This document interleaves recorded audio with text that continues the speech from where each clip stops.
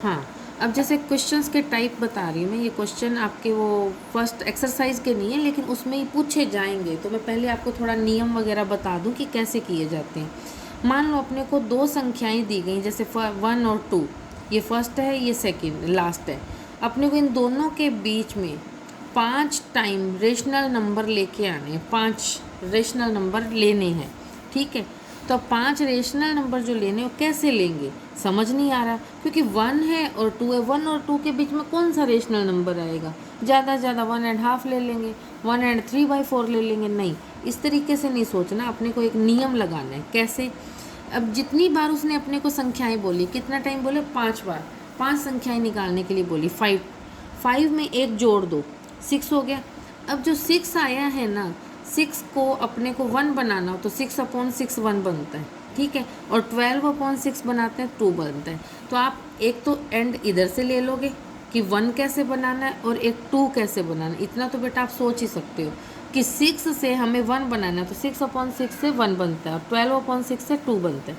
अब बारी शुरू कर देते हैं अपने 5 जो अपने टर्म्स निकालनी है इसमें। 6/6, 7/6, 8/6, 9/6, 10/6, 11/6 एंड 12/6। तो फर्स्ट और लास्ट तो देखो 1 और 2 बन गई। जहाँ अपने सोच रहे थे कि क्या क्या रकमें बनेंगी, तो वहाँ पे पूरी की पूरी 5 आपके पास टर्म्स बन चुकी हैं। 7/6, 8/6, 9/6, 10/6 एंड 11/6।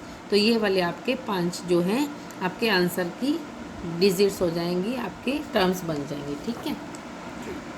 अब बात यह है कि क्या हम दो संख्याओं के बीच में सिर्फ 5 टर्म्स ही ले सकते हैं? नहीं, ऐसी कोई बात नहीं है। आप दो संख्याओं के बीच में जितनी चाहो उतनी टर्म्स ले सकते हो रेशनल नंबर्स की। वो कैसे?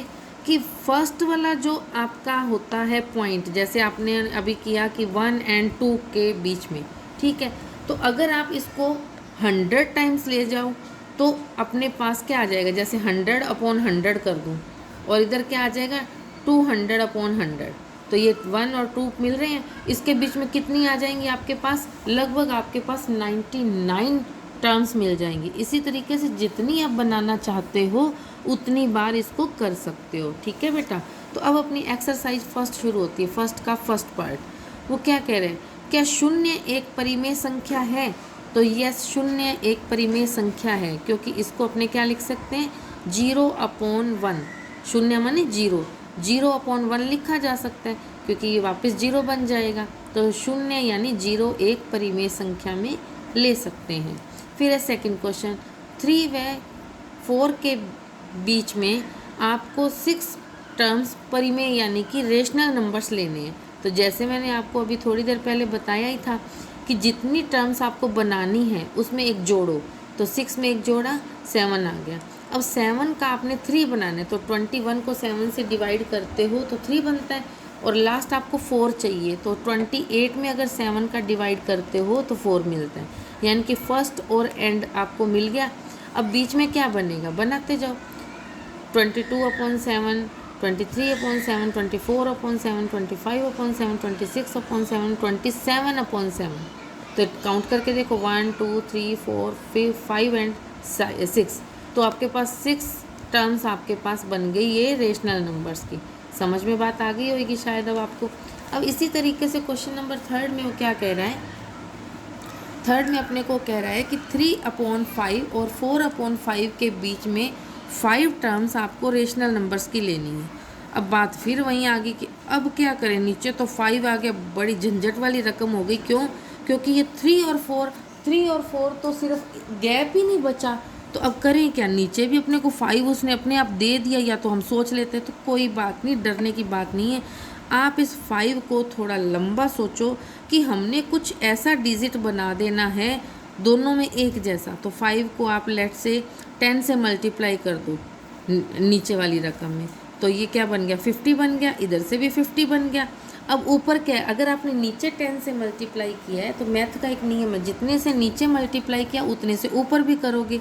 तो ऊपर क्या बन गया? 30 और इसके 40। अब सोचो जरा, 30/50 और 40/50 में आपके पास 9 डिजिट मिल जाएंगे। 9 डिजिट, 9 टर्म्स मिलेंगी आपको। 30/50 और एंड क्या है? 40/50। तो बनाते जाओ, जितनी बनाना चाहते हो, 31, 32, 33, 34, 35 अप टू 39 तक ले सकते हो। तो आपके पास कितने डिजिट बन जाए, कितनी टर्म्स बनेंगी, 9 बन जाएंगी। तो बेटा जी 9 में से आपको तो कोई 5 ही लेनी है, तो आप 5 उठा के लिख लेना। मैंने फर्स्ट और एंड लिखा है, बीच वाली जो आपको चाहिए हो वो आप ले लेना, ठीक है। अब क्वेश्चन नंबर 4 जो है उसने पूछा कि प्रत्येक प्राकृत यानी नेचुरल नंबर एक होल नंबर यानी पूर्ण संख्या होती है। तो ये बेटा मैं पहले भी आपको बता चुकी हूँ मुख्य बिंदुओं में, इम्पोर्टेंट जो पॉइंट्स हैं उसमें, कि प्रत्येक नेचुरल नंबर होल नंबर होता है। कैसे? क्योंकि होल नंबर में तो जीरो अलग से और ऐड हो गया, नेचुरल नंबर में जीरो होता है, इट मीन्स होल नंबर में तो बल्कि ज़्यादा है, तो इसलिए नेचुरल नंबर हमेशा होल नंबर होता है, जबकि होल नंबर हमेशा नेचुरल नंबर नहीं होता, ठीक है। तो ये ध्यान रखना। सेकंड पार्ट है प्रत्येक पूर्णांक यानी इंटीजर एक पूर्ण संख्या होती है। तो बेटा नहीं होती, क्योंकि इंटीजर्स में अपने क्या करते हैं, इंटीजर्स में अपने पास नेगेटिव डिजिट्स भी होते हैं, नेगेटिव नंबर्स भी होते हैं, लेकिन अपने होल नंबर्स में नेगेटिव नंबर्स नहीं होते, ठीक है। और अब अपने पास है थर्ड क्वेश्चन, इसका थर्ड पार्ट, परिमेय संख्या यानी कि P/Q जिसको आप रेशनल नंबर बोलते हो, क्या वो एक पूर्ण संख्या यानी होल नंबर होता है? यानी रेशनल नंबर, डिवाइड वाला नंबर क्या होल नंबर होता है? तो नाम से ही बेटा पता लग रहा है कि होल नंबर यानी पूरा पूरा अंक, जैसे 1 2 3 पूरा 1, ना कि 1 पॉइंट समथिंग या कुछ ऐसा, ठीक है। तो होल नंबर जो आपका रेशनल नंबर है वो कभी भी होल नंबर नहीं होता, ठीक है। हाँ तो बेटा जो मैंने अभी आपको बताया मैंने सारा यहाँ पे लिखा भी है कि ये नहीं होता। क्या नहीं होता? कि एक रेशनल नंबर होल नंबर नहीं होता। क्यों? क्योंकि P/Q यानी कि P/Q में पूरे अंक व अनुपातिक यानी कि रेशो में अंक होते हैं, जबकि पूर्ण संख्या यानी होल नंबर में पूरे पूरे अंक होते हैं, जैसे 1 2 3 पूरा, ना कि ऐसे डिवाइड में, ठीक है। तो अब आप समझ गए होंगे और आपका फर्स्ट पार्ट यानी 1.1 आपका कंप्लीट हो गया है। अब कल अपने करेंगे 1.2 के नियम, फॉर्मूले और आगे। लेकिन उससे पहले बेटा एक बात का ध्यान रखना, मैंने आपके लिए वीडियो शुरू किया है, चैनल शुरू किया है आपके लिए, तो बेटा इसको सब्सक्राइब करना, औरों से भी करवाना ताकि वो पढ़ें और सब्सक्राइब करें। आप शेयर करना, बेल आइकन का प्रयोग करोगे तो बेटा कल को आपके पास अपने आप ये वीडियो पहुंच जाया करेगी। और इसको बेटा लाइक भी करना, और अगर कुछ डाउट हो या कुछ एक्स्ट्रा समझना हो तो कमेंट सेक्शन में ज़रूर बताना। ओके बेटा, गुड नाइट बेटा।